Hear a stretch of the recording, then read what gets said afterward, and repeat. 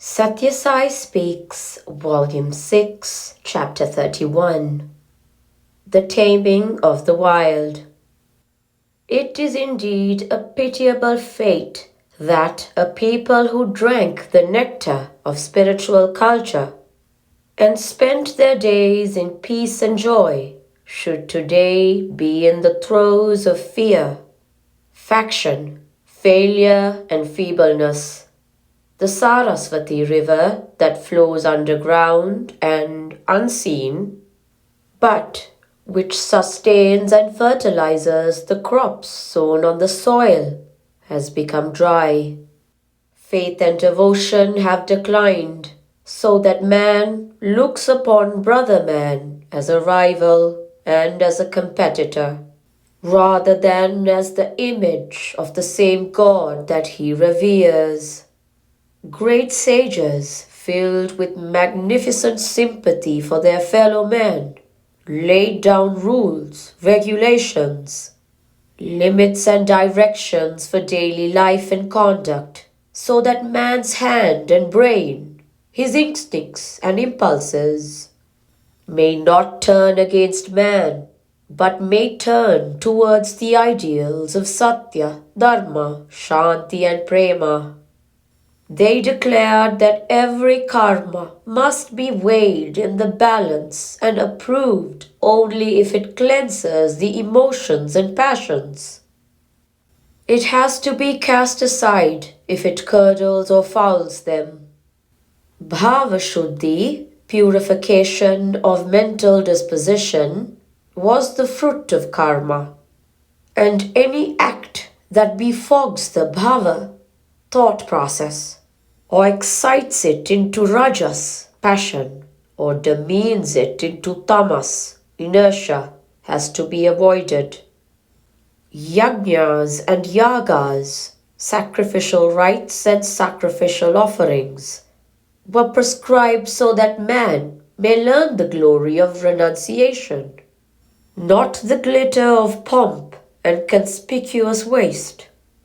Yajnas imposed on the performer and participants a rigorous routine of physical and mental cleanliness that led them on to the presence of the Supreme. Like the attractive pictures in children's primers, they drew attention and held it fast. They took the delighted readers along the lessons and helped them to master knowledge itself. They learned Akshara, the unchanging eternal truth, through the changing karma. The worship of idols, temple rituals, vows and fasts, festivals and holy days, all these are designed to tame the wildness of man and train him to tread the straight and sharp path to self-realization. Hanker after God more than after gold.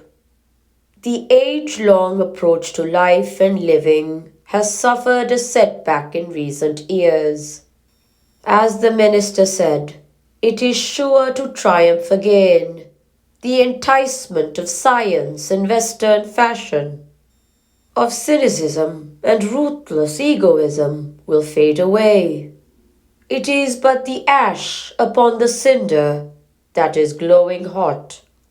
Blow a breath and it falls away, like clouds that pass along the sky casting shadows on the plains. These distractions lead some away from the goal. But there is no need to despair that India will lose its heritage.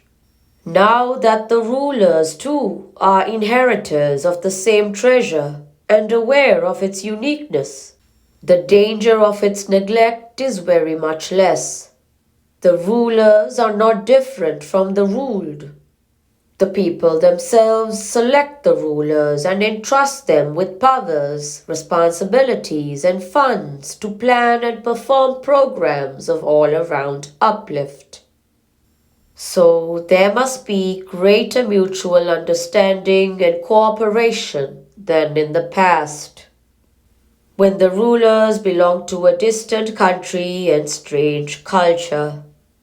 The minister described in his speech how progress in mechanization and industrialization has brought about various social ills and individual maladjustment in their wake.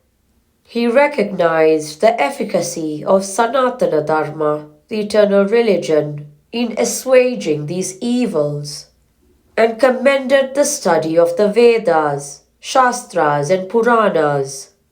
He spoke of an advisory council of religious leaders which can help the rulers in preserving and promoting the principles and practices of Sanatana Dharma. What the rulers are anxious to give, the people must be eager to take. What the people are eager to achieve, the rulers must be anxious to foster. That is the way the country can go forward in this fundamental field of spiritual activity. Above all, people must hanker after God more and after gold less. Vishayavasana, the urge to accumulate fortune, to live in luxury, to revel in scandal, to delight in falsehood, to take pride in display, these must be cast aside.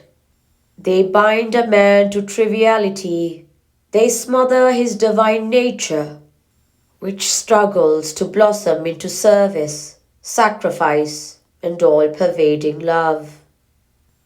Dasara, October 17th, 1966. The mind is the villain. It is another name for desire. The texture of the mind is just desire. Both warp and woof are desire and nothing else. If desire goes, the mind disappears. When you pull out all the yarn from a piece of cloth, you have no more cloth. So too, pull out the desires from the mind, it disappears and you are free. Sri Sathya Sai Baba.